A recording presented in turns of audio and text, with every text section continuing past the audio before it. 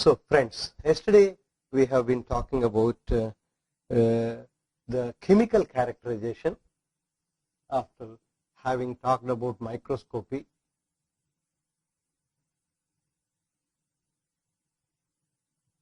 And in chemical characterization, we are basically concentrating on characterization at the micro level. We are not talking of bulk characterization such as gravimetric characterization techniques, but we are talking more at how to characterize composition at a very, very small scale. For example, if you have an alloy with some precipitates, I want to know the composition of this precipitate separately and the composition of this matrix separately. And these precipitates are of the order of, let's say, a few microns or a few nanometers. Is it possible that I can get individually the composition of each of these rather than knowing the composition of the whole alloy? That is what we call as characterization at the micro level. These are called microprobe. Many people use it as a microprobe characterization. And in this, we were talking yesterday about certain characterization techniques which are based on X-rays. And we talked about two such techniques. One is called WDS, another is called EDS. And so WDS is the one where, as the name suggests, wavelength dispersive spectroscopy, the energy dispersive spectroscopy, EDS. And these are two techniques which are based on the X-rays that are generated from every element that is present inside the sample when an electron beam falls on the sample containing certain phases, and each phase has a certain composition and it contains certain elements. And if this electron beam has sufficient energy to knock off an electron from either K shell or L shell of that particular element, you have an electron falling from a higher shell, and that generates X-rays. And we get characteristic X-rays such as copper K alpha or aluminum K alpha, depending on what elements that are present. And we basically try to catch these using a detector. And the type of detector that we use in these two techniques is different. And in the sense that if it is wavelength dispersive, we use the wavelength of these radiation and use a detector which can recognize the wavelength by basically a diffraction principle. So we put a crystal, single crystal, which diffracts. So if a X-ray is coming out, imagine there is an X-ray that is coming out of the sample. So you put a single crystal here, so that this single crystal with a particular atomic plane fixed diffracts this particular X-ray that is coming out, and you get a pattern for each of the X-ray that is coming out, because each X-ray has a particular lambda. If it is copper K alpha or aluminum K alpha, each of them have a particular lambda. For each lambda, there is a certain theta, because we know lambda equal to 2d sin theta, and from that we can say that if the lambda is fixed for a given d, there is a fixed theta. So if I can rotate this particular single crystal at various angles, we said in principle you will be able to catch all the lambdas that are coming out of the sample. If I go from very small theta to very large theta, it at very regular intervals or regular steps, as close steps as possible you should use, so that you do not miss any one of the lambdas. So if you do this, you will be able to catch all the lambdas and develop a spectrum like this, where you plot the lambda versus intensity. So you will see that depending on what elements are present inside the sample and what are the X-rays that are coming out of those elements, you would get peaks like this at definite lambdas. And these are all characteristic radiations, because these are all quantized radiations because of the energy difference between these shells is quantized, and as a result, once this energy is quantized, so we get peaks like this, which are of specific lambdas, coming from various X-rays which are coming out like this. And once I have a database of all these values that are available with me, I can compare with the database these lambdas that I have obtained for a given sample and be able to index each of these peaks, such as aluminum K alpha or copper K alpha and so on, and be able to recognize what elements are present in my sample. Not only be able to recognize what elements are present, which is what we call it as qualitative analysis, we can also look at the intensities of these peaks, and from the intensities of the peaks we will be able to tell the amount, the percentage, let's say atomic percent of a particular element A or a weight percent of a particular element A can be always calculated from these integrated intensities, and that is what we call it as a quantitative measurement. And in principle we will be able to do these quantitative measurements in this particular technique, whether it is a WDS or EDS. The only difference between these two is in the WDS we are using the lambda and getting that particular X-ray of a particular lambda being diffracted by a single crystal, whereas in EDS we said that we will be using a semiconducting crystal, usually a silicon lithium crystal. People call it a silly crystal, and where you have this sample with the X-rays coming out, and you have this silicon lithium crystal which takes these particular X-rays, and based on the energy of this X-ray that is falling on it, because we know that there is a certain energy gap between the valence band and the conduction band, which is usually about 3.8 electron volts for this particular crystal. Depending on how much energy is falling on this, a certain number of electron hole pairs are generated when an electron goes from the valence band to the conduction band. So this energy divided by the 3.8 will give you the total number of such electron hole pairs that are generated, and by measuring these electron hole pairs you will be able to know what are the energies that are coming up. So similarly you will be able to distinctly identify which elements are coming, excepting that here you will not be able to will be plotting as a function of lambda, but you will plot as a function of E, so which is the energy. So each of these energies that are coming up will generate certain electron hole pairs, and that can be clearly seen, and as a result again you can do both qualitative and quantitative. The only advantage here is you are able to do all these, measure all these elements simultaneously. As a result, the process is usually very fast, so you can finish the whole analysis, whole acquisition of the data within about a minute, whereas in case of WDS you usually need about 30 minutes to about 60 minutes for an acquisition of the whole data, because you have to rotate your single crystal at various angles, at each angle collecting the information that is coming from each of the lambda. So as a result this process is very slow, but at the same time we have to remember that though it is very slow, because we are going in a step basis from one lower angle to a higher angle, we are able to achieve much higher energy resolution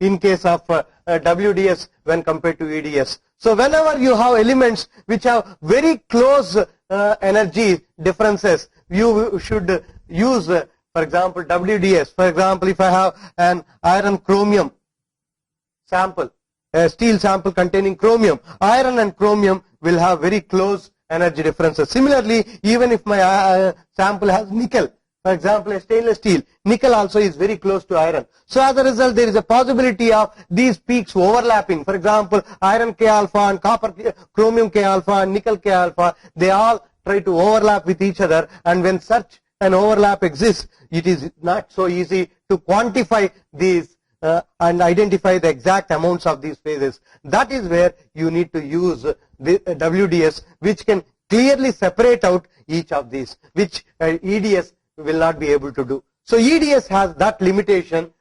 You can find out those elements which have what is called a wide difference in their atomic numbers, but whenever you have differences in the atomic numbers are very close to each other, then it becomes very difficult for you to find out. The other limitation of both these techniques is if you have elements with low atomic numbers, such as let's say boron.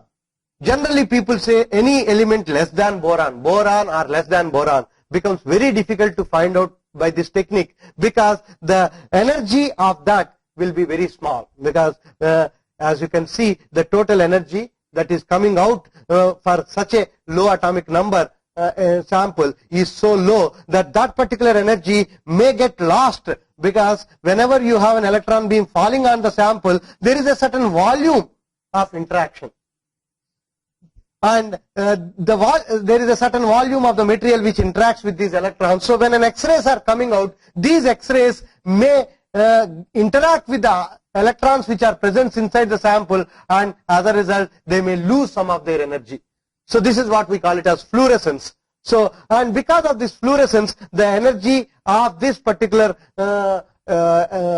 element, that the X-rays of coming out of that particular element may lose their energy, and finally when they come out of the sample, you may not have sufficient energy, and as a result their intensities, though they are there, their intensities are very, very small. It is almost similar to saying that in case of alloys, with when the second phase volume fraction is very small, X-rays cannot give you the peaks which can represent the second phase easily. So you will get peaks in X-ray. For example, if I am talking about, as I mentioned in one of the previous classes, if I take a steel with about 0.2% carbon, we said the amount of Fe3C phase is usually about 3%. So if I do an X-ray diffraction, I will have mostly iron peaks and a very small cementite peaks, and which will merge into the background, because there is always some background noise in the sample, because based on the roughness of the sample, some random scattering that happens inside the material, and this is what is going to give you some amount of roughness, some amount of background noise, and these small peaks will merge into the background noise, so you may not be able to recognize these very clearly. Similarly, here also there is always some kind of background noise coming because of the fluorescence, and within that background noise, this kind of small elements get lost, and you will not be able to get information from those elements. So one has to be very careful in identifying these elements, and in fact there are techniques which are specially used for such small atomic number elements. For example, there is a particular technique which is used in TEM more than in SEM, which is called yields. This is called electron energy loss spectrum or spectroscopy. So what here you do is, when an electron is falling on the sample and some X-rays are generated, you know pretty well that this particular electron energy is lost inside the sample, because you have a certain thickness and you have this the electron beam going through the sample, and some energy is coming out of the sample in the form of the transmitted beam, and some energy is lost when the sample goes through. And what you basically do is you try to collect the beam that is coming out, and that will have some information about all the elements that are present in it, because each of these elements are interacting with the electron beam and then scattering the beam. So you try to use the beam that is coming out and try to analyze the beam, the energy of that beam, and depending on how much energy is lost, you can find out what those elements are.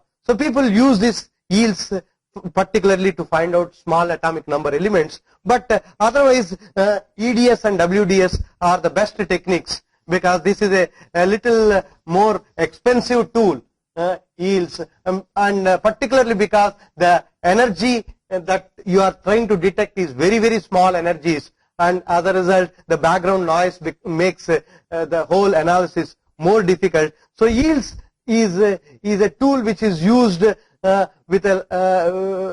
which has to be taken with a pinch of salt. One has to be very careful to look at whether the spectrum that you are getting is devoid of lot of noise, and you have to control the noise significantly to be able to actually analyze any of these elements. But to a large extent it has also been successful, and quite a number of users use these yields along with the TEM.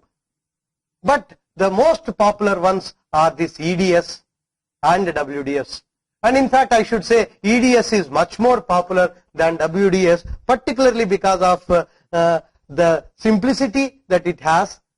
As I told you, it just has a semiconducting device. Otherwise, the WDS is almost like an X-ray diffractometer. So you have a single crystal which diffracts the X-rays that are coming out. So you are almost using like a diffractometer here, and as a result, it is like an SEM plus a diffractometer put together is what is a WDS. So, but then as you can see, it gives you a much higher resolution. So wherever one is concerned about resolution, so people try to go for this. Otherwise, people are usually satisfied with EDS. To some extent, you can also get lower atomic numbers elements if you can use what is called a windowless detector. What I mean by windowless detector is,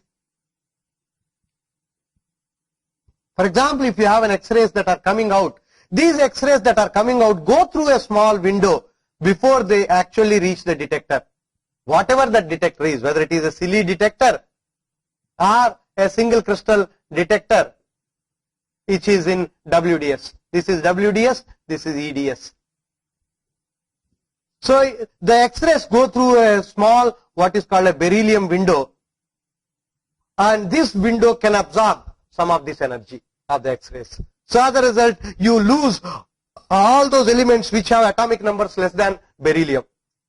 And that's the reason why boron and all these elements will not be able to seen. So if you can make this beryllium very thin or completely avoid having a window, then you will be able to collect all the X-rays that are coming out of the sample, and that is another way of doing it. But it has its own limitations, because this detector has to be separated from this chamber, because this whole chamber is evacuated, whereas this detector has to be kept with electronics which have to be separated from this, particularly because silicon lithium crystal has to be kept at liquid nitrogen level.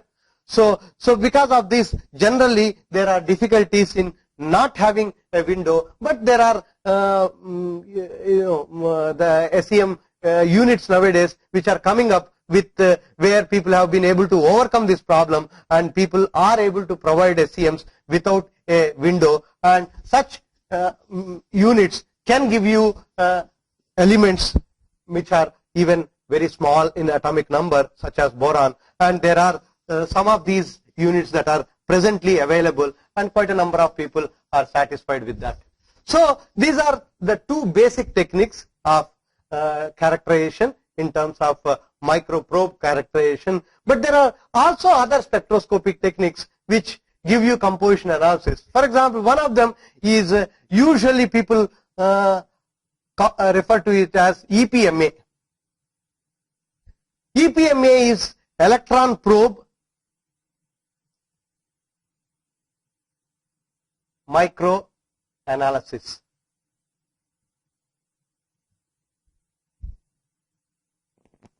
Electron probe microanalysis system actually is a WDS system. It is an SEM with a WDS. Excepting that we don't call it as an SEM with WDS, because this particular unit is exclusively used for microanalysis more than for microscopy. In a SEM is mostly a microscopy. If you want, you can add a WDS or a EDS, but otherwise you use it as a microscope. Whereas EPMA is exclusively a unit which is used only for composition analysis, of microstructures, and as a result, because your interest is to find out the composition analysis of each of these phases, obviously you have to have a microscope attached to it. So the microscope is more for identifying the phases to do the microanalysis rather than actually doing. So the spatial resolution of this microscope is not so high. People don't use a very high spatial resolution, but the energy resolution is very high.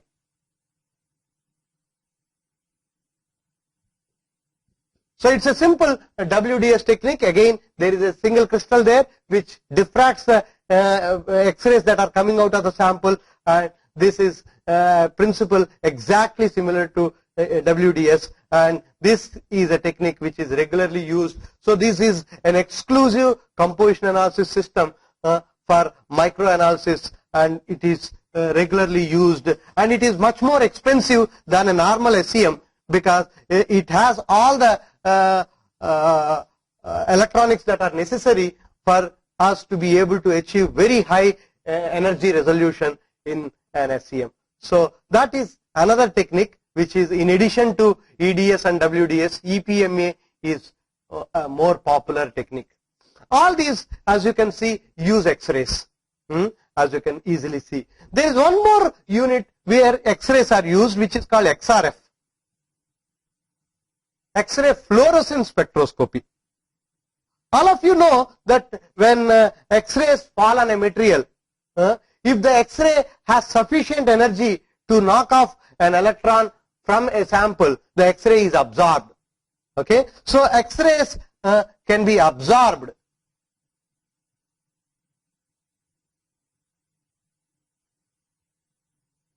Depending on what elements are present. For example, this absorption is what we use when we are talking about, for example, if I use copper K alpha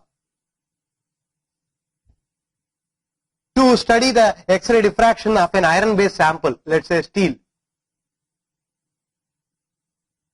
We see this problem that when I send a copper K alpha onto a steel sample and I try to collect the X-rays, and I see these X-rays that are coming out have a very low energy. The reason why they have a very low energy is because the energy of this copper K alpha is sufficient enough to knock off an electron from the steel sample, from the K shell of the steel sample. If this is a nucleus and this is a K shell. So the X-ray that is falling here can knock off an electron, and as a result, most of the energy of this X-ray is lost in knocking it off. So whatever is the work function for this particular electron to be knocked off is an energy that is supplied by this copper K alpha, which is coming out with 1.54 angstroms. Whatever energy that it has is being used now to knock off an electron, and because of that all the energy is lost. And once the energy is lost, the diffraction pattern that is coming out will have a very low energy. And as a result, many a times you see that if I use a copper K alpha for a steel sample and look at intensity versus 2 theta, you will see that all the peaks are very small. This is the problem, people call it as fluorescence. And that's why people always say, do not use copper K alpha for a steel sample. All olden XRD machines, now the new XRD machines where we use monochromator with a fluorescence correction are able to take care of that. Otherwise, usually you will not be able to use copper for an iron. What the reason is because of this loss, and this loss is usually, if you look at this loss, the loss can be shown usually as absorption coefficient. There is a parameter called absorption coefficient which is called mass absorption coefficient. The mass absorption coefficient always shows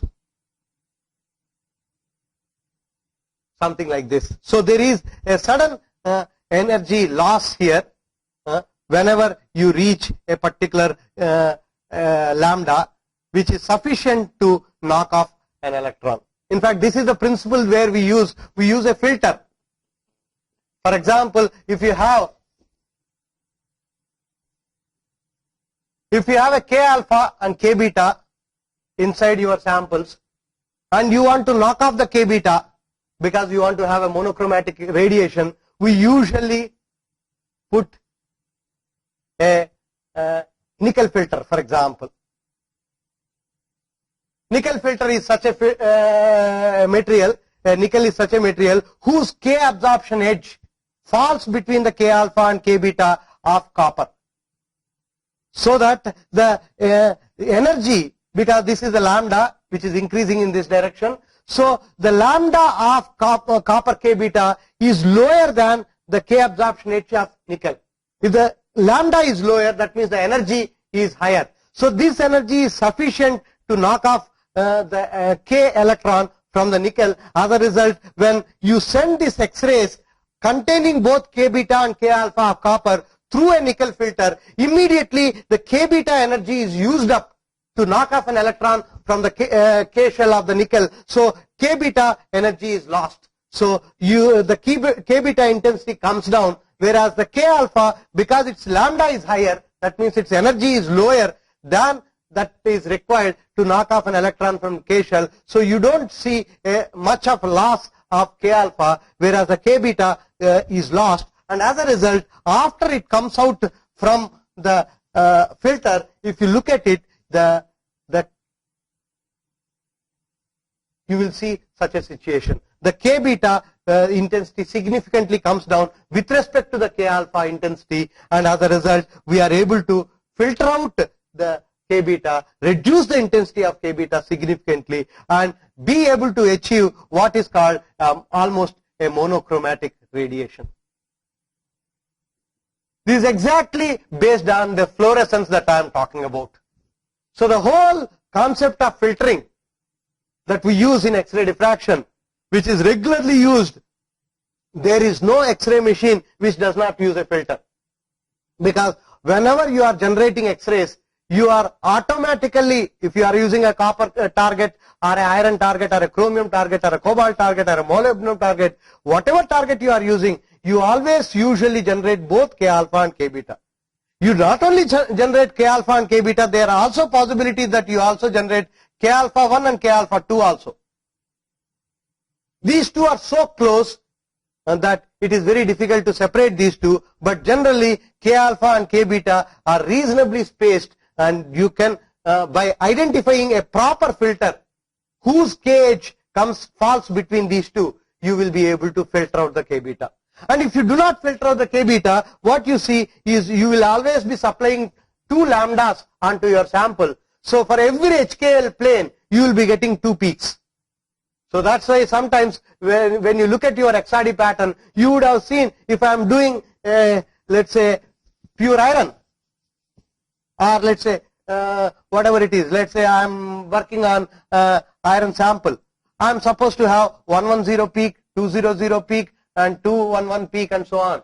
So you would see that usually there will be 2 110 peaks and 2 200 peaks, one of a lower intensity, one of a higher intensity, coming because of the 2 K alpha and K beta. And one of them has a lower lambda, because K beta is a lower lambda, and because we know lambda equal to 2d sin theta, for a given d, if the lambda is lower, theta is lower. So K beta always gives you, this is the 200 peak coming from K beta, this is the 200 peak coming from K alpha. So you can easily see 2 sets of 2 peaks coming for every sample, and that really confuses you, particularly when you have more than one phase present. If your alloy is only a single phase material, there is no problem. I can easily recognize that this is the one. But if you have a second phase, let's say if I have a steel where iron and cementite both are there, alpha and cementite, and it is possible that some of these K beta peaks may be overlapping with the cementite. So I do not know whether this peak is coming because of cementite, because it's a small peak. I will be able to think that this is cementite peak, but actually it is a K beta peak. So one has to be careful in suppressing this K beta, and people spend a lot of energy to somehow suppress this to get a completely monochromatic radiation. And whereas in our chemical analysis, what we want to use is, let us use this particular principle to analyze what elements are present. So if I have some X-rays generated, and allowed to pass through a material, whatever material is. Let's say I have an aluminum copper alloy, and it goes through the aluminum copper alloy, and you know that when I have some X-ray, copper K alpha, let's say I am sending it. So when these X-rays are sent onto a material, they are absorbed, and depending on the absorption of the energy, I will be able to generate certain edges, whether it is K edge of aluminum or K edge of copper. I will be able to see by looking at the spectrum that I get out of the sample. I will be able to identify each of these peaks and finally be able to say which elements are present. So we can use this fluorescence, which is nothing but the loss of X-rays, to be able to detect which elements are present. So this is another technique, XRF, which is mostly like an X-ray diffractometer, excepting that the X-rays that we are generating, we are not using for a diffraction purpose, but we are using for identifying the composition of an alloy by allowing the X-rays to fall on the sample, and rather than collecting the diffraction pattern, we are collecting the X-ray, the fluorescent X-rays that are coming out, and from the fluorescent X-rays that are coming out, I am able to detect which elements are present. So all these are basically based on the X-rays. There are also techniques where we don't use X-rays. We use some other means to analyze the sample. For example, one such popular technique is called XPS.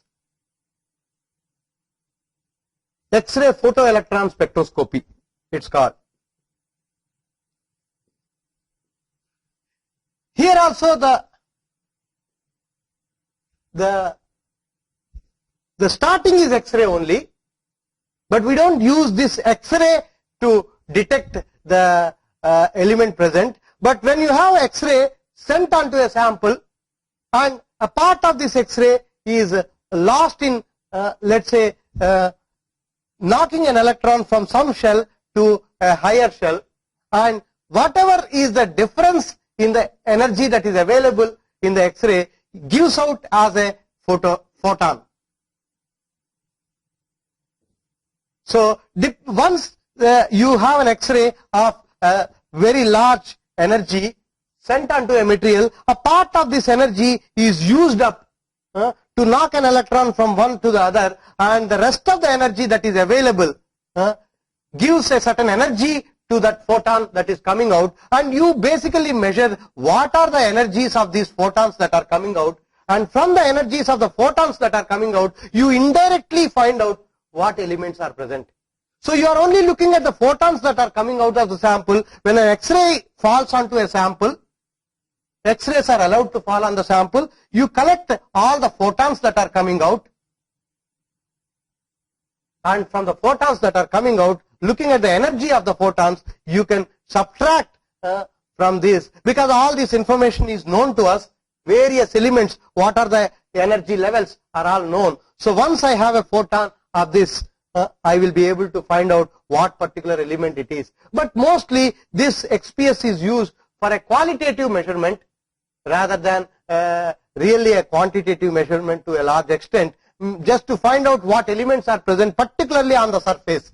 This is used for surface analysis. It's very useful, particularly in case of catalysis, wherever you want a particular type of element to be present on the surface, to be able to give you catalytic property of that particular catalyst. So we need to characterize the surface completely, and this is a technique which is used. And this is also connected to another technique called OJ spectroscopy.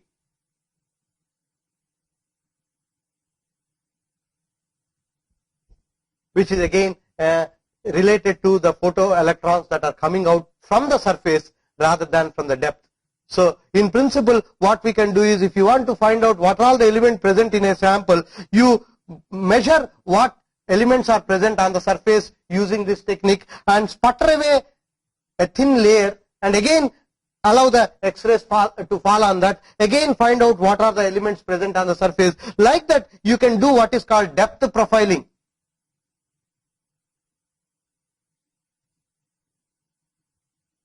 To be able to know as a function of depth from top to bottom, what all the elements are present in this material by every time sputtering away the atom. So this is done in a very high vacuum chamber where you have the sample kept and then evacuated, and then X-rays are allowed to fall on the sample and photoelectrons are generated, and after they are collected, detected, then you put some argon beam on the surface so that you basically sputter away the surface, and again do the same thing again and again. So this is how people are able to find out the actual concentration as a function of depth. But this is all done mostly to find out what elements are present rather than doing a serious quantitative composition analysis of this. So it's also an important technique. Each technique has its own plus and negative points, and it has its own domain in which it is useful. For example, XPS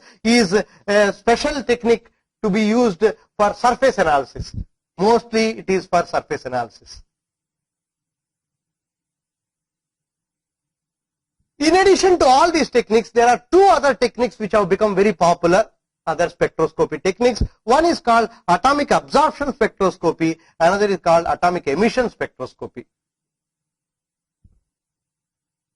So here what we do is, you take a sample. In case of atomic absorption spectroscopy, you dissolve your material in a solution, and so your elements are dissolved inside a solution, in a solution. So you have certain, let's say I have a aluminum copper alloy. I dissolve this aluminum copper alloy into some solution, let's say HNO3, dilute HNO3. So in that solution I have aluminum and copper, and if you can send certain beam, whatever beam that is, people use variety of beams, particularly a laser also is used in this technique, where when you use a beam which has sufficient energy to be able to be absorbed by the atoms in order to take them to an excited state, and you basically measure what is the energy that is lost by this beam, and from that you will be able to find out how much of a particular element is present. So atomic absorption spectroscopy is popularly used in finding out the chemical composition of most of the elements, but the only problem here is you have to dilute this significantly in the solution, so that you do not have any interaction of these particular elements by the solution that you are using. So you don't make a very concentrated solution, you use a very dilute solution in order to be able to see that each of these atoms are separated out in this solution, so that the rays that are coming out of one of these elements are not affected by the other elements. So that you have all these elements dissolved in this in a very spacious manner, so that you have these beams that are being used can get effectively absorbed by these particular elements, and how much of the energy that is absorbed is basically being tested. The other technique is emission technique, where you use a solid sample. For example, there are quite a number of industries which use this. For example, if you go to every steel plant, they have to measure the composition of the steel at very regular intervals to find out whether the composition that you want to achieve, are you able to achieve or not. So that is where people basically use this emission spectroscopy, where you take a solid sample and then excite this sample with a very high energy beams, and this can be by a flame. People call it as flame emission spectroscopy, when you use a flame. So, and some energy which basically excites this sample, and when you excite the sample with a certain energy, depending on each of the element, you need to use certain amount of energy to emit this particular atom out of this. So you are using certain energy to emit the various atoms from this. Basically it is like a sputtering of that atom. So you have to take this particular atom to a gaseous state, and the energy that is required to take this atom to that gaseous state is what is measured, and that is able to give you information about what are the elements present and also the amounts of the elements. So both these can be checked by using an atomic absorption emission spectroscopy. So atomic emission spectroscopy is more popular because you don't need any sample preparation. You simply just need to polish your sample and then carry out this analysis, and quite a large number of people use this. And there is also what is called plasma inductively coupled plasma, ICP, AES or ICP OES, some people use. So here the beam that is used is a plasma. So you generate a plasma, and this plasma is allowed to impinge onto the sample, and then from that you emit the atoms. So it is either optical emission spectroscopy or atomic emission spectroscopy. So in both these techniques, basically both have the same principle, where we are only using a plasma as a source for emitting the emitting the atoms out of the sample, and depending on the energy that is absorbed from this plasma to emit these atoms, you are measuring the total amount of these particular elements present. So these are all techniques where you are actually measuring very small areas. As you can see, every one of these techniques, what you are measuring is very, very small areas. You are not actually finding out the bulk composition of the sample, but of course you assume that, particularly in case of AES, that whatever composition that you are measuring from this small area is what represents the whole sample. So this is a limitation of these techniques that you assume. So ideally gravimetric analysis is the most ideal technique, but it has limitations in terms of its sensitivity or resolution. So you will not be able to find out very small quantities of elements present in a gravimetric analysis, whereas this particular techniques can give you even up to the ppm level. So you will be able to measure even up to the ppm level. For example, trace elements that are present in steels can be measured, but all this can be done only with one limitation, in the sense that you are assuming that the sample is representing the whole alloy, and or the particular region is representing the whole alloy. So this is one of the limitations of this technique, and within that limitation, these are all wonderful techniques where one can get a lot of information. With this, we will close this part.